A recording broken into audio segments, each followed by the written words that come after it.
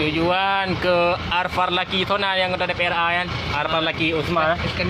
Iskandar Umar Arfar Laki. Yang terima kasih Bang Usman bu yang kali ni puas kamu bu. Nah, bu.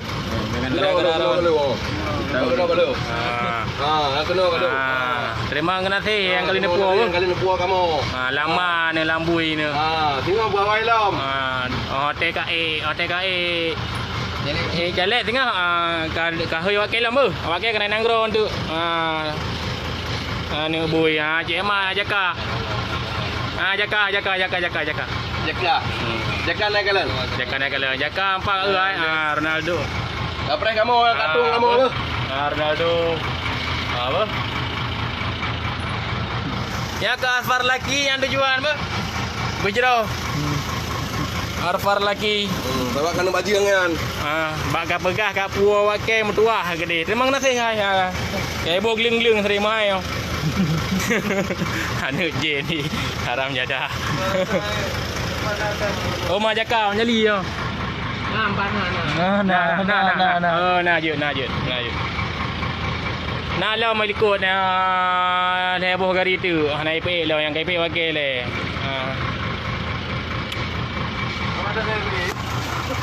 Balik ke kamera. Assalamualaikum Syaralung. Yang nak di kampung berarti nyojit balori semua nak tung kamu apa yang. Pekat so yang anggota Bang so Arfar Laki kali Usman bukan? Iskandar Usman Arfar Laki ya. Iskandar Usman Laki. Ini bui dia. Alih bui baran jadah dah. Kenyan. Apa dah pak ni dari Mubaga dikirim tu.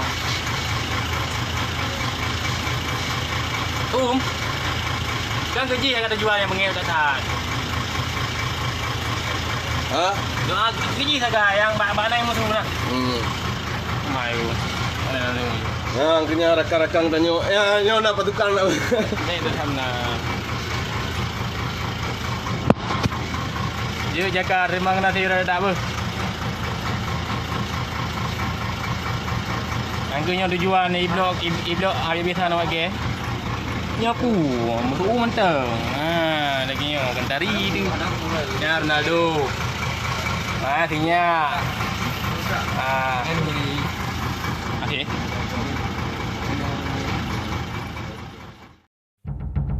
Baka mursyid hana lain, muallim pemimpin bangsa.